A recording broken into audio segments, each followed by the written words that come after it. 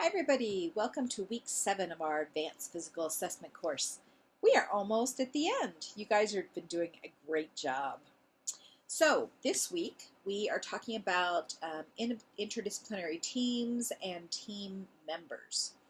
Uh, I find this a very interesting topic. I've been a nurse for over 30 years, and um, when I started nursing school, there weren't a lot of other team members. There were some, but mostly they were very specialized and just were like consulting on complex patients.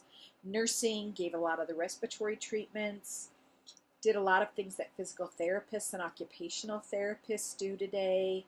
Um, Nursing did a lot more things. Um, anyway, it was a different time. But now we have many members of our interdisciplinary team. An LTAC that I worked at several years back. We had occupational therapists, speech therapists, physical therapists, um, kind of all working together, and it really was a very nice team approach to patient care.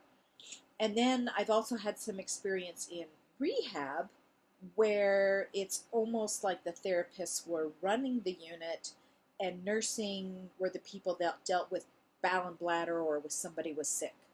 So I've had some kind of mixed experiences with different interdisciplinary teams, and maybe you have too. And I think as we look at teams, we have to look at what things do we still claim as our own for nursing, and what things do we defer to others' expertise.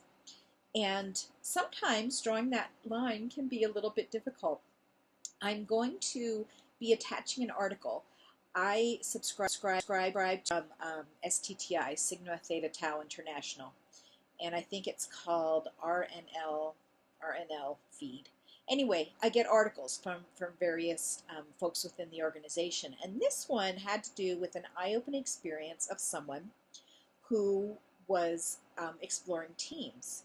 And it talks about our preconceptions and maybe our stereotypes about other team members, and also their stereotypes and what they know about us. And it's kind of interesting. It's a quick read, so take a look at it. And I'm going to be interested this week to hear about what interdisciplinary teams that you are a part of.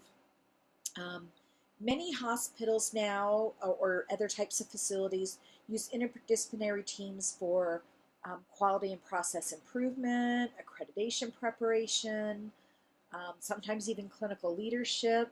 So I'll be interested in seeing what type of teams that you are involved in, and if the collaboration is working for you within those teams.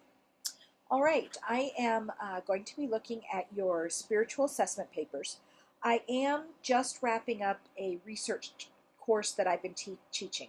So I'm going to review their papers first and get their final grades in, and then I'll be working on yours. And they won't take too awful long.